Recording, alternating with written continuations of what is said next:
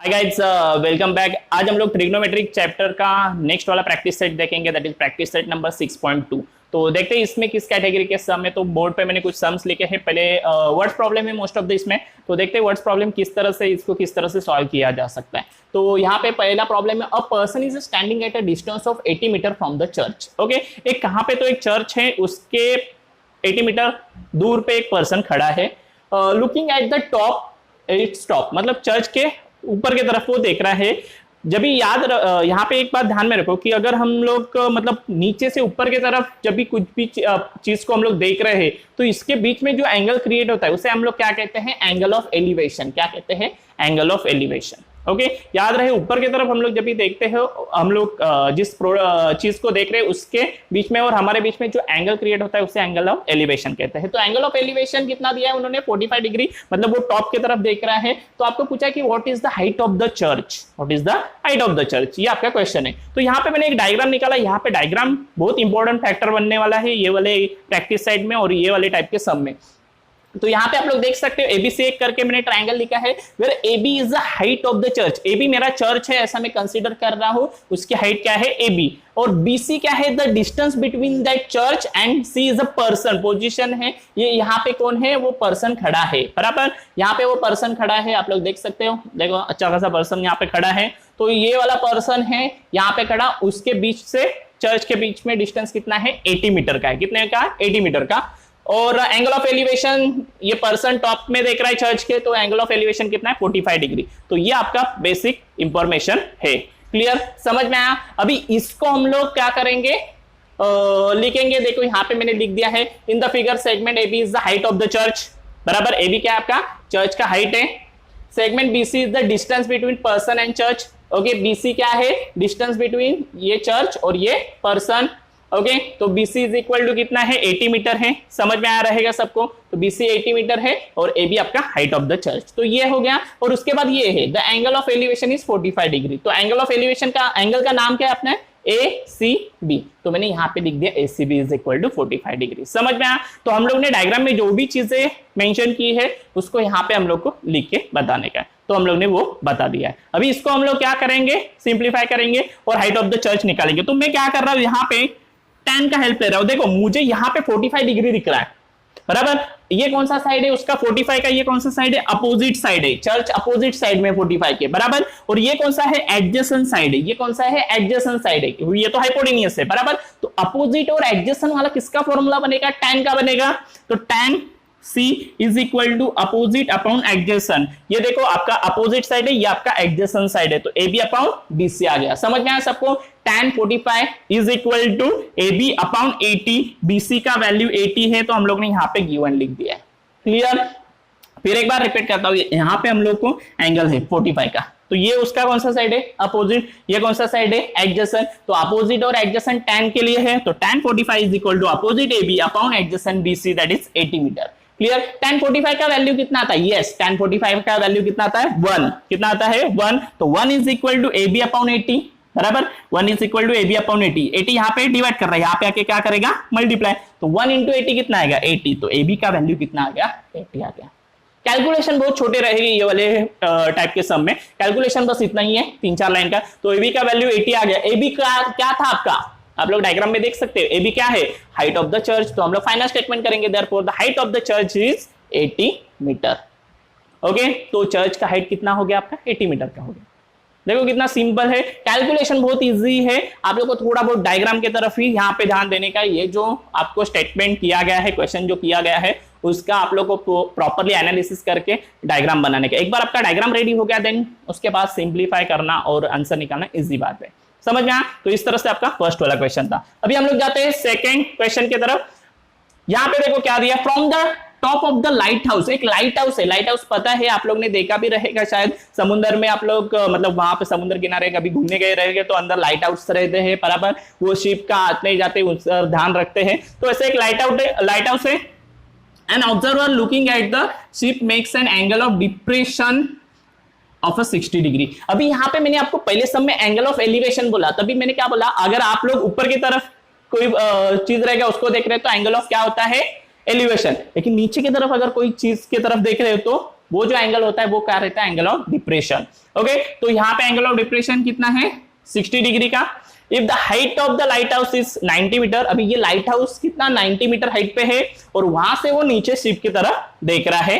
Okay, तो आपको पूछा है कि find how far the ship from the light house, वो जो शिप है लाइट हाउस से कितना दूरी पे है वो आपको पूछा गया है। समझ में आया आपका क्वेश्चन? एक पर्सन लाइट हाउस के टॉप में है, वो देख रहा है, वहां से एक शिप आ रहा है, उस शिप के बीच में और वो पर्सन के बीच में कितने का एंगल क्रिएट हो रहा है, 60 डिग्री का नीचे की तरफ, बराबर डिप्रेशन। एंड लाइट हाउस का हाइट कितना है, 90 मीटर का, और आपको पूछा गया है कि शिप और वो लाइट हाउस के बीच में कितना डिस्टेंस है। क्लियर? तो अपना डायग्राम पहले बना लेते हैं। यहाँ पे आप लोग को दिख रहा है, डायग्राम मैंने बना दिया है। A B is the height of the lighthouse, आप लोग देख सकते हैं लाइट हाउस का हाइट है कितना मीटर दिया है, 90 मीटर। क्लियर? यहां तक तो समझ में आ रहेगा। Then BC is the distance between height lighthouse and ship, बराबर, ये सी के पोजीशन पे आपका शिप है ऐसा कंसीडर करते हैं, और BC is the distance between ship and light house. और ये देखो, ये एंगल ऑफ डिप्रेशन ये ऊपर की तरफ से आ गया, देखो इस तरफ से वो नीचे की तरफ देख रहा है, तो कितने का एंगल क्रिएट हो रहा है, 60 डिग्री का। समझ में आया? तो इस तरह से हम लोग ने डायग्राम बना लिया है। ओके, अभी इस डायग्राम का explanation in the figure segment A B is the height of the lighthouse, आप लोग देख सकते हो, A B is equal to 90 metre, ये भी देख सकते हो, बराबर। The angle of depression between top of the lighthouse and ship is 60 degree. उन्होंने बोला है कि लाइट हाउस के टॉप से शिप की तरफ एंगल ऑफ डिप्रेशन कितना हो रहा है, 60 डिग्री का। तो यहाँ पे हम लोग ने लिख दिया है angle DAC is equal to 60 degree. Clear? यहां तक समझ में आया? हम लोग को किसका वैल्यू निकालने का है, BC। BC is the distance between light house. Okay, तो वो वैल्यू हम लोग को निकालने का है। तो अभी देखो यहाँ पे मैंने क्या लिखा, एंगल DAC, डिप्रेशन का एंगल कितने का है, 60 डिग्री का। लेकिन उसके बाद मैंने फटाक से और एक स्टेटमेंट कर दिया, angle ACB is equal to 60 degree, ये भी 60 डिग्री का होगा। अगर आप लोग देख सकते हो तो यहाँ पे कौन सा लेटर क्रिएट हो रहा है, Z। क्या क्रिएट हो रहा है, Z। Z मतलब कौन सा एंगल, अल्टरनेट एंगल, बराबर। ये हम लोग ने देखा, इससे पहले भी मैंने डिस्कस किया है। तो ACB is equal to 60 degree, और यहाँ पे मैंने रीजन लिख दिया है अल्टरनेट एंगल। समझ में आया सबको? तो ACB आपका 60 डिग्री का हो गया। अभी देखो, इसके ये अपोजिट है, इसका वैल्यू दिया और ये एडजेसेंट है, मतलब अगेन हम लोग किसका हेल्प ले सकते हैं, tan का। Opposite upon adjacent, opposite upon adjacent कौन देता है, tan। तो tan 60 is equal to opposite AB upon adjacent BC। देखो 60 के अपोजिट AB है, एडजेसेंट में BC है। क्लियर? तो चलो वैल्यू पुट करते हैं। tan 60 का वैल्यू कितना आता है, √3। ये वैल्यू आपको पता रहनी चाहिए, ट्रिग्नोमेट्रिक में ये टेबल आपको याद रखने का है। AB कितना है आपका, 90 मीटर का है, ये आ गया, और BC का वैल्यू पता नहीं है। समझ में आया सबको यहां तक? क्लियर? तो इस तरह से है, यहां पे सेपरेशन कर लेता हूं, उधर का बाद में देखेंगे। तो अभी देखो BC यहां पे क्या कर रहा है, डिवाइड, यहां पे आके क्या करेगा, मल्टीप्लाई, मतलब BC इंटू क्या होगा, √3, बराबर। अब ये √3 इसको मल्टीप्लाई कर रहा है, उधर जाके वो क्या करेगा, डिवाइड। तो BC is equal to √3 into क्या हो जाएगा, सॉरी 90 अपॉन √3 होगा। समझ में आया? यहाँ पे BC को √3 मल्टीप्लाई कर रहा था, वहां पे जाके क्या करेगा, डिवाइड। तो 90 divided by √3 is equal to value किसका आ जाएगा, BC का। तो BC को 90 अपॉन √3 से डिवाइड करने का। अभी √3 का वैल्यू कहां पे है, तो आपके क्वेश्चन में ही दिया गया है, ये देखो √3 इज इक्वल टू 1.73। ये स्टैंडर्ड वैल्यू है, आप लोग याद भी रख सकते हो, और वैसे भी मोस्ट ऑफ द सम में आपको दिया जाएगा ये वाले कैटेगरी के। तो 1.73 है, तो आपको 90 को 1.73 से डिवाइड करने को यहां पे बोल रहे हैं। तो ऑब्वियसली ये इजी टास्क नहीं है, क्योंकि 90 है तो ठीक है, लेकिन 1.73 बहुत डिफिकल्ट टास्क होगा। इसके लिए मैं थोड़ा सा आपको इजी करके बताता हूं। आप लोग क्या करो, ऊपर और नीचे √3 से मल्टीप्लाई कर दो, इधर भी और इधर। देखो आप लोग यहाँ पे नीचे मल्टीप्लाई कर दिया, ऊपर भी मल्टीप्लाई कर दिया, किससे, √3 से। अभी नीचे क्या होगा, √3 इंटू √3 कितना होगा, 3, क्योंकि √3 इंटू √3 ब्रैकेट में √9 होगा, तो बाहर आके कितना आएगा, 3। तो यहाँ पे 3 आ गया देखो, और ऊपर का वैसे ही 90 इंटू √3, इधर कुछ नहीं होगा। अभी एक काम कर लेते हैं, 3 1 जा 3 और 3 3 जा 9, तो यहाँ पे कितना होगा, 30 √3, 30 इंटू √3 मतलब 30 इंटू 1.73। मल्टीप्लाई करना इजी है, बराबर। 1.73 से डिवाइड करना आपके लिए इजी काम नहीं था, लेकिन 1.73 से किसी नंबर को मल्टीप्लाई करना इजी है। तो वही करने के लिए मैंने क्या कर दिया, ऊपर और नीचे √3 से मल्टीप्लाई कर दिया। इसकी वजह से नीचे 3 आ गया, उससे डिवाइड करने के बाद 30 इंटू 1.73। अभी कर लेते, देखो 0 का 0 आ गया, आपको खाली 3 से ही करने का, 30 से भी नहीं, 3 से ही एक 0 लगा दो बस। 3 3 जा 9, 3 2 जा 21, कैरी 2, 3 1 जा 3 प्लस 2 5 और 2 डिजिट के बाद पॉइंट, कितना आ गया 51.90 मीटर। ये क्या है distance between ship and the lighthouse, तो वही हम लोग लिखेंगे therefore the distance between lighthouse and the ship is 51.90 meter पे वो शिप रहेगी लाइट हाउस से। समझ में आया किस तरह से हम लोग ने किया। अगेन रिपीट करता हूं, डायग्राम आप लोग प्रॉपर्ली समझ के ले लो। डिप्रेशन का एंगल है नीचे की तरफ आएगा, एलिवेशन का एंगल ऊपर की तरफ आता है, बराबर। तो ये 60 डिग्री अपोजिट एडजस्टेंट वाला पैटर्न, मतलब tan का कैलकुलेशन इतना ही है, देखो क्लियर। और यहाँ पे √3 से डिवाइड करने के लिए हम लोग को थोड़ा सा डिफिकल्ट था, इसके लिए मैंने ऊपर नीचे मल्टीप्लाई कर दिया एंड देन बाद में 30 इंटू 1.73 करके हम लोग ने 51.90 मीटर का क्या निकाला distance between ship and light house. समझ में आया क्लियर। सम नंबर 3 देखते हैं। सम नंबर 3 में क्या इंफॉर्मेशन दिया है वो पहले रीड करते हैं। 2 buildings are facing each other on the road of 12 meter, मतलब एक बीच में 12 मीटर का रोड है, इस तरफ एक बिल्डिंग है, इस तरफ एक बिल्डिंग है, एक दूसरे के सामने। ओके, तो इस ऐसा कुछ सिचुएशन है।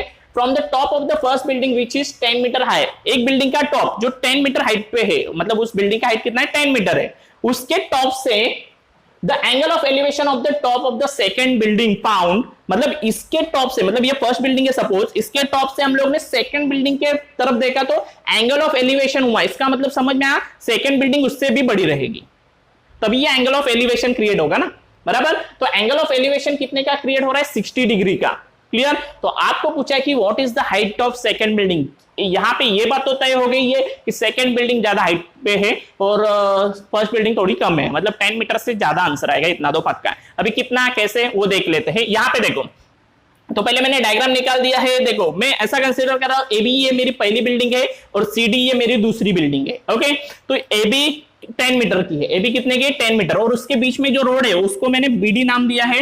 बीडी कितने का है 12 मीटर का, वो बीच का रोड है उनके, बराबर। और सीडी ये आपके सेकंड। तो उन्होंने क्या कहा कि फर्स्ट बिल्डिंग के टॉप से अगर हम लोग सेकंड बिल्डिंग की तरफ देखेंगे तो एंगल ऑफ एलिवेशन हो रहा है 60 डिग्री का।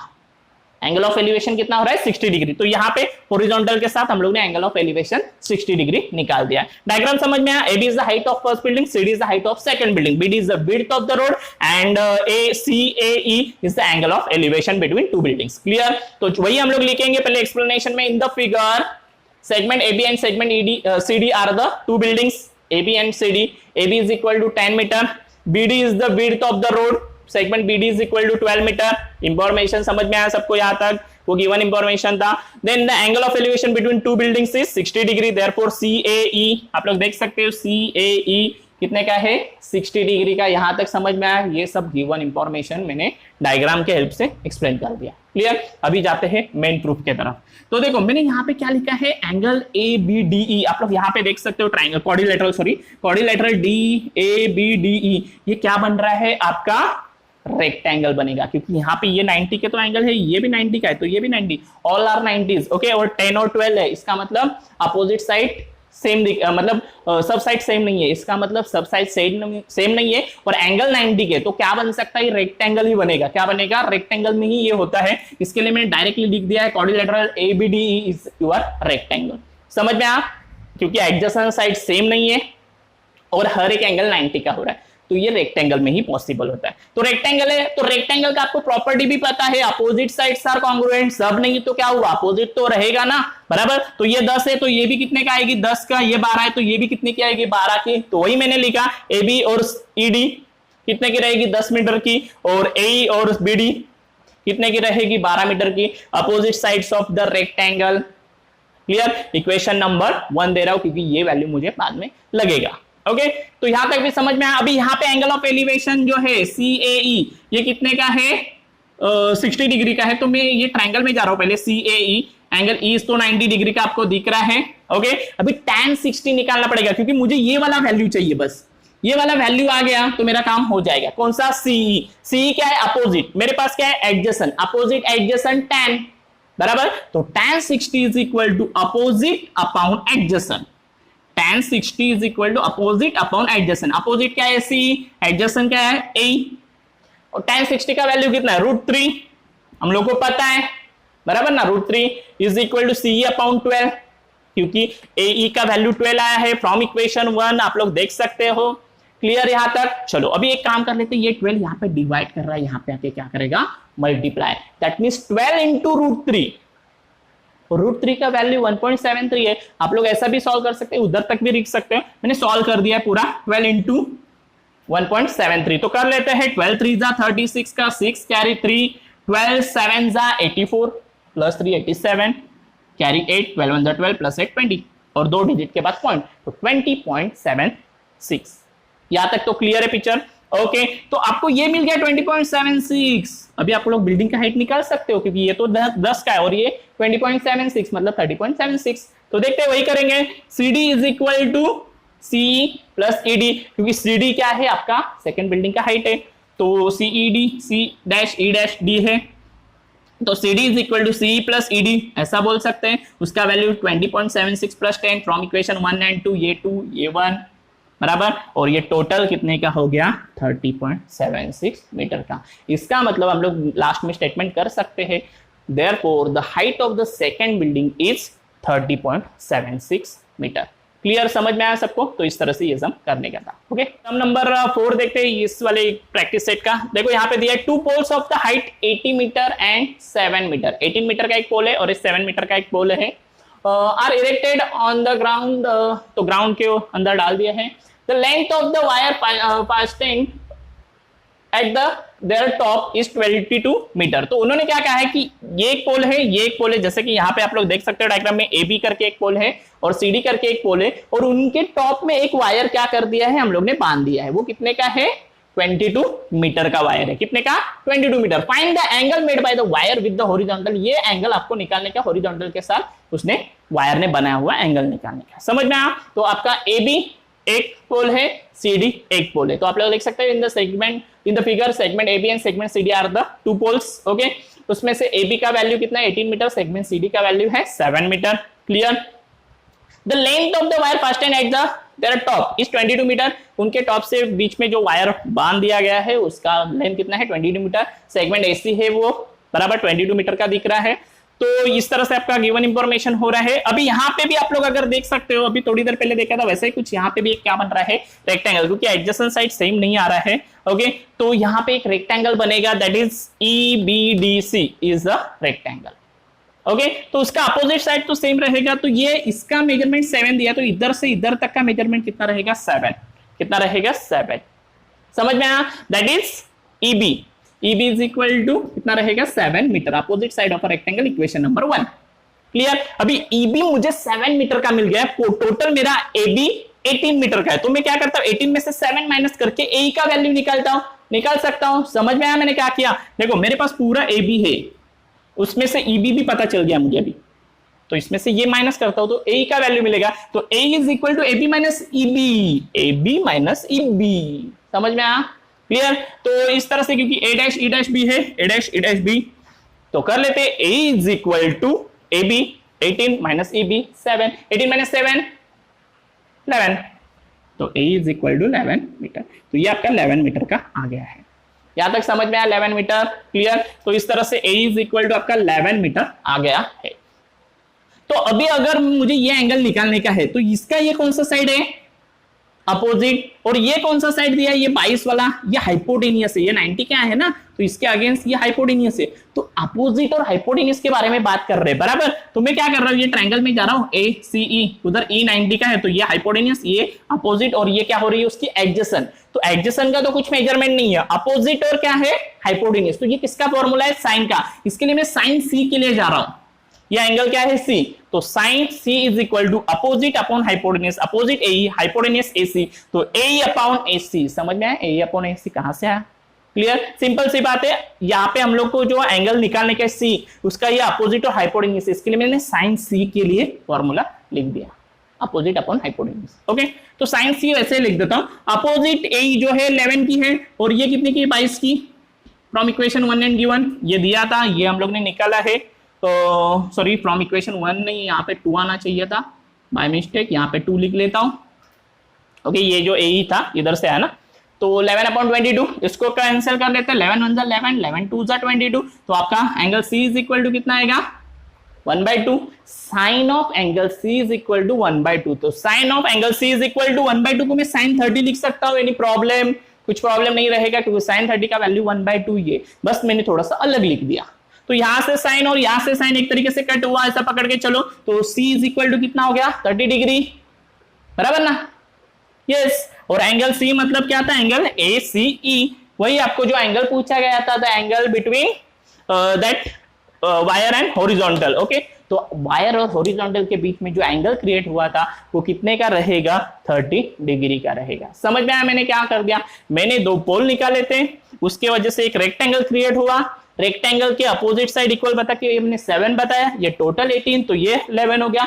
तो अपोजिट और हाइपोटेन्यूज का साइन का पैटर्न लगाया हम लोग ने और 1/2 मिलाया, और साइन में 1/2 30 का है, तो साइन साइन कट होने के बाद angle C is equal to कितना आ गया, 30 डिग्री। समझ में आया, क्लियर? ओके, अपना नेक्स्ट वाला सम देखते हैं। सम नंबर 5 क्या है, यहाँ पे मैंने बोर्ड पे सम लिख लिया है, पहले देखते हैं सम क्या है। A storm broke a tree and the tree top rested 20 meter from the base of the tree. मतलब एक तूफान की वजह से क्या हुआ है, एक ट्री का ऊपर का हिस्सा क्या हो गया, ब्रोक हो गया, टूट गया है, और वो जमीन को टच हो गया है। ऊपर का जो हिस्सा ब्रोक होने के बाद जमीन को टच हुआ है, और जमीन और वो जो ट्री है इसके बीच में 20 मीटर का डिस्टेंस बताया गया है, मतलब 20 मीटर आगे जाके उसका जो टॉप था वो टच हुआ है ग्राउंड को, making an angle of 60 degree with the horizontal. और ग्राउंड के साथ वो जो ट्री का ऊपर का जो हिस्सा है उसने जो एंगल बनाया वो 60 डिग्री का है। तो आपको पूछा कि what is the height of that tree. Okay, वो ट्री का हाइट कितना रहेगा, तो देखते हैं। पहले मैंने डायग्राम जो ड्रॉ किया है उसको समझ लेते हैं। देखो, मैं ऐसा कंसीडर कर रहा हूं कि AB ये क्या है, मेरी एक्चुअल में ओरिजिनल जो ट्री है उसका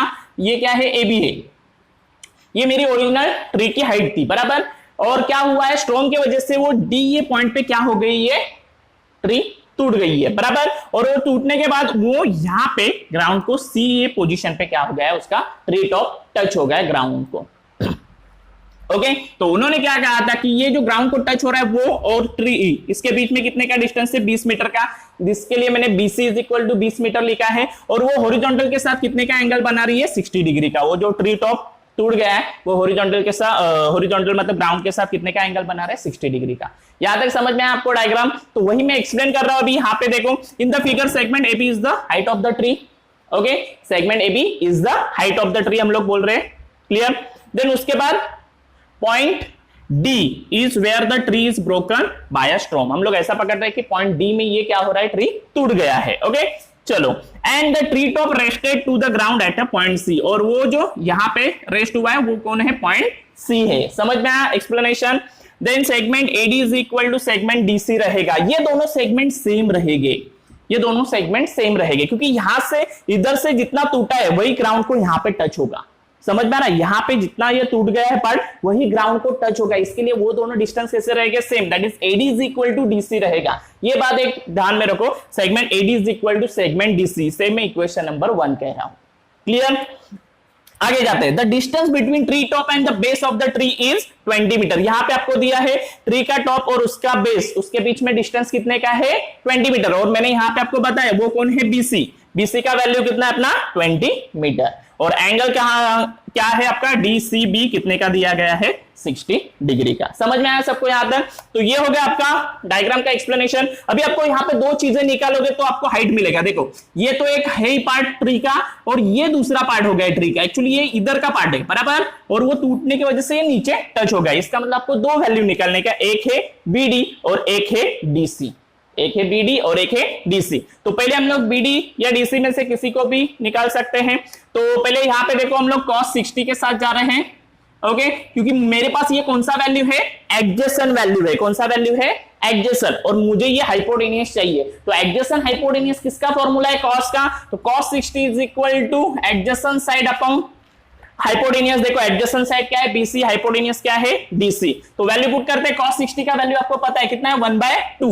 BC का वैल्यू कितना है, 20। DC का पता नहीं, given. Cross multiplication 1 into DC, DC 20 into 2, 40 meter. तो DC का वैल्यू आपको कितना मिल गया है, यहाँ पे 40 मीटर का मिल गया है। लेकिन हम लोग ने यहाँ पे क्या लिखा है, DC इज इक्वल टू क्या है, AD। DC is equal to क्या है, AD। तो दोनों का वैल्यू सेम है। दैट मींस ये अगर आपका 40 का है तो ये भी कितने का रहेगा, 40 मीटर का रहेगा, बराबर। फ्रॉम इक्वेशन 1 एंड 2 आप लोग बोल सकते हो, और इसे इक्वेशन नंबर हम लोग दे रहे हैं 3। यहां तक समझ में आया सबको? तो इस तरह से आपका इन दोनों का वैल्यू कितना हो रहा है, 40 मीटर हो रहा है। ओके, AD का वैल्यू भी आपको 40 मीटर मिल गया। अभी क्या बचा आपका, BD। क्या बच गया, BD। तो उसके लिए देखो, मुझे BD चाहिए, ये क्या है, 60 की अपोजिट साइड है, और अभी मेरे पास क्या है, हाइपोटेन्यूज। तो हाइपोटेन्यूस और अपोजिट किसका बनता है, साइन का, तो sine 60 is equal to opposite upon hypotenuse, sine 60 is equal to opposite upon hypotenuse. तो अपोजिट का वैल्यू क्या है, बीडी, और एडजेसेंट का सॉरी हाइपोटेन्यूस का क्या है, डीसी, तो क्या आएगा बीडी अपॉन डीसी। समझ में आया, opposite upon adjacent sorry hypotenuse, opposite upon hypotenuse, sine 60 opposite upon hypotenuse. तो साइन 60 का वैल्यू √3/2 और बीडी का बीडी, डीसी का वैल्यू अभी हम लोग ने निकाला इक्वेशन नंबर 2, फ्रॉम इक्वेशन 2 हम लोग कितना लिखेंगे, उसका वैल्यू 40। अभी क्या कर लेते हैं, क्रॉस मल्टीप्लीकेशन, 40 इंटू √3 और 2 इंटू बीडी, तो ये 2 यहां पे क्या कर रहा है मल्टीप्लाई, इधर आके क्या करेगा डिवाइड, आप लोग देख सकते हो 2 1 जा 2, 2 2 जा 4 बराबर, और 0 का 0, तो ये क्या आ रहा है, BD is equal to 20√3 meter. कितना आ रहा है, 20√3 मीटर। इसमें हम लोग वैल्यू पुट करेंगे नहीं, इसको ऐसा ही रख देते हैं। तो बीडी का वैल्यू आ गया आपका 20√3, और जैसे मैंने कहा कि एक्चुअल में आपका ओरिजिनल ट्री का वैल्यू क्या था आपका एबी, तो एबी इज इक्वल टू क्या करना पड़ेगा, AD plus DB, AB is equal to AD plus DB. तो AB is equal to AD का वैल्यू कितना है आपका 40, क्योंकि डीसी और एडी कैसा था, सेम था, तो इसका 40 है तो ये भी कितना था 40, तो 40 प्लस डीबी, डीबी का वैल्यू कितना है 20√3, तो 20√3 मीटर। तो कितना हो जाएगा 40 प्लस 20√3 मीटर, ये आपका क्या होगा, हाइट ऑफ द ट्री। तो लास्ट में हम लोग स्टेटमेंट कर सकते हैं, therefore the height of the tree is equal to 40 plus 20√3। समझ में आया मैंने क्या किया, हमने यहाँ पे दो वैल्यू निकाला है, एक है cos 60 और एक है sin 60। cos 60 से मैंने DC निकाला जो आगे जाके AD बनने वाला था, ओके, एंड देन मैंने DB निकाला sin 60 के वजह से, तो DB प्लस AD करोगे तो आपको क्या मिल जाएगा, height of the tree that is AB, और वो कितना आ गया आपका 40 प्लस 20√3। समझ में आया, क्लियर। चलो इसका एक लास्ट वाला सम है वो देख लेते हैं, सम नंबर 6। देखो क्या है, a kite is flying at height of 60 meter above the ground, ground के ऊपर ऐसा 60 मीटर पे एक काइट पतंग पता रहेगा वो फ्लाई कर रहा है, उड़ रहा है। The string is attached to the kite is tied at a ground, और उसका जो स्ट्रिंग है मांझा, जो हम लोग पता है पतंग उड़ाते हुए आप लोग ने उड़ाया रहेगा पतंग, तो आपको पता है, तो वो क्या किया, स्ट्रिंग क्या कर दिया, ग्राउंड में एक पॉइंट पे क्या कर दिया, बांध दिया है। It's makes an angle with the 60 degree sorry of 60 degree with the ground, तो उसने ग्राउंड के साथ, वो जो स्ट्रिंग था उसने ग्राउंड के साथ 60 डिग्री का एंगल बनाया है। Assuming that the string is straight, okay, string कैसा है, stay define the length of the string. आपको पता रहेगा कि नॉर्मली ये जो स्ट्रिंग रहते हैं, आप लोग अगर पतंग उड़ाए रहोगे या देखा रहेगा तो आप लोग ने जो भी पतंग उड़ता है हवा में, तभी क्या होता है, नॉर्मली स्ट्रिंग कैसा रहता है, थोड़ा सा फोल्ड वगैरह होता है हवा की वजह से, ओके। लेकिन हम लोग यहाँ पे सम कर रहे हैं तो इसमें हम लोग अज्यूम करेंगे कि स्ट्रिंग सीधा है, एक्चुअली ऐसा होता नहीं है, लेकिन एक अज्यूम्पशन है कि स्ट्रिंग सीधा है, सीधा पतंग उड़ रहा है। अभी वो जो स्ट्रिंग है वो ग्राउंड में एक जगह पे बांध दिया है, शायद जो पतंग उड़ाने वाला है वो लंच करने के लिए जगह रहेगा, तो उसके लिए उसने बांध के वहां पे निकल गया है, और अज्यूम करने का कि वो स्ट्रिंग स्ट्रेट है, तो उसका लेंथ कितना है ये आपको देखने का। तो देखते हैं कि किस तरह से होगा। यहाँ पे मैंने डायग्राम निकाला है, देखो ABC ये ट्राइंगल दिख रहा है, यहाँ पे AB ये क्या है, वो हाइट है जहां पे वो काइट फ्लाई हो रहा है। ऐसा पकड़ते हैं कि ए ये पोजीशन पे वो काइट है, ओके, और ग्राउंड से वो 60 मीटर पे है। ये AC आपका क्या है, स्ट्रिंग जो हम लोग ने C ये पॉइंट पे ग्राउंड को क्या कर दिया है, बांध दिया है, और BC वो क्या है, इसके बीच में ग्राउंड के साथ जो एंगल क्रिएट हो रहा है स्ट्रिंग का वो 60 डिग्री का।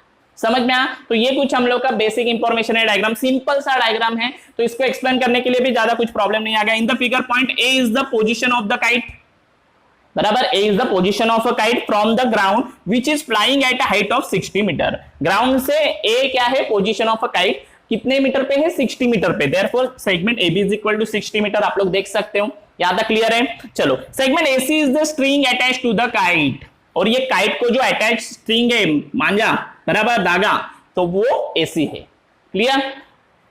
String makes an angle of 60 degree with the ground, ये स्ट्रिंग ग्राउंड के साथ 60 डिग्री का एंगल मेक कर रहा है, that is ACB is equal to 60 degree.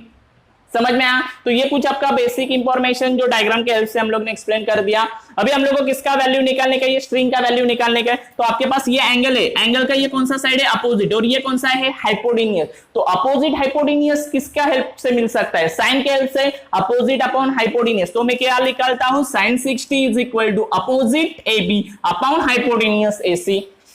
समझ में आया, AB अपॉन AC कहां से आया, क्योंकि मुझे AC चाहिए, AC क्या है, हाइपोटेन्यूस, ओके, AB क्या है, अपोजिट साइड, तो ये कहां से मिलेगा, साइन से। Sine 60 is equal to opposite upon adjacent, sine 60 का वैल्यू √3/2, AB 60 का है, AC का वैल्यू पता नहीं, तो यहाँ पे हम लोग लिख लेते हैं गिवन AB का 60, तो क्रॉस कर लेते हैं, 2 इंटू 60 120 होगा यहाँ पे, और AC इंटू √3 यहाँ पे होगा। क्लियर? तो अभी ये √3 यहाँ पे मल्टीप्लाई कर रहा है, यहाँ पे आके डिवाइड करेगा, तो यहाँ पे देखो ये √3 आ गया है, मतलब 120 अपॉन √3 आ गया है। ओके, अभी ये क्या कर रहा है, √3 से डिवाइड करना डिफिकल्ट, इसके लिए मैंने दोनों जगह पे √3 से मल्टीप्लाई किया। याद है हम लोग ने फर्स्ट सम में भी ऐसा ही किया था, क्योंकि √3 इज इक्वल टू 1.73 है, √3 इज इक्वल टू 1.73 है, तो 120 डिवाइडेड बाय 1.73 थोड़ा सा डिफिकल्ट होगा, इसके लिए मैंने √3 से ऊपर और नीचे मल्टीप्लाई कर दिया। इसकी वजह से क्या होगा, ऊपर तो वैसा ही दिख रहा है, नीचे √3 इंटू √3 √9 बाहर रखे 3, तो 3 1 जा 3, 3 4 जा 12 और 0 कितना आ गया 40√3, कितना आ गया 40√3, मतलब 40 इंटू √3 मतलब 40 इंटू 1.73। अभी मल्टीप्लाई करना इजी है। ओके, तो कर लेते हैं। पहले तो 0 का 0 आ जाएगा, 0 से कुछ मल्टीप्लाई करने की जरूरत नहीं, आपको खाली 4 से ही मल्टीप्लाई करने का है। याद रखो 4 3 जा 12 कैरी 1, 4 7 जा 28 प्लस 1 29 कैरी 2, 4 1 जा 4 प्लस 2 6, दैट इज 69.20, क्योंकि यहाँ पे 2 डिजिट के बाद पॉइंट है ना, तो आपको भी पीछे से 2 डिजिट के बाद पॉइंट देना पड़ेगा, तो 69.20 मीटर ये क्या रहेगा, लेंथ ऑफ द स्ट्रिंग। तो फाइनल स्टेटमेंट कर दो, therefore the length of the string is 69.20 meter, इतना स्ट्रिंग लगेगा जो काइट 60 मीटर पे फ्लाई हो रहा है। समझ में आया? तो इस तरह से हम लोग ने वो स्ट्रिंग का वैल्यू निकाल दिया है। क्लियर? तो आप लोग ने देखा रहेगा प्रैक्टिस सेट नंबर 6.2 में हम लोग को वर्ड्स प्रॉब्लम जो थे, इसमें से मोस्ट ऑफ द टाइम एक आध प्रॉब्लम तो आ जाता है 4 मार्क्स के लिए। तो इसमें आपको डायग्राम बहुत इंपॉर्टेंट है, और डायग्राम से देन कैलकुलेशन वाला पार्ट है, बहुत ही छोटा और इजी पार्ट है, बराबर। बस आपको डायग्राम प्रॉपर्ली आना चाहिए, तो अगर ये आप लोग करोगे तो आपको यहाँ के सम सॉल्व करना एकदम इजी जाएगा। क्लियर? तो यहाँ पे ये जो प्रैक्टिस सेट है दैट इज 6.2 फिनिश हो रहा है, और यहाँ पे आपका जो चैप्टर नंबर 6 ट्रिग्नोमेट्री के ये भी फिनिश हो रहा है। आई होप कि जो भी चीजें मैंने 6.1 6.2 में बताई है वो आपको अच्छी तरह से समझ में आ रही है, फॉर्मूला अच्छी तरह से कर दो तो चैप्टर में कुछ भी प्रॉब्लम नहीं आएगा। क्लियर? तो बस आज के लिए इतना ही रहेगा। Thank you.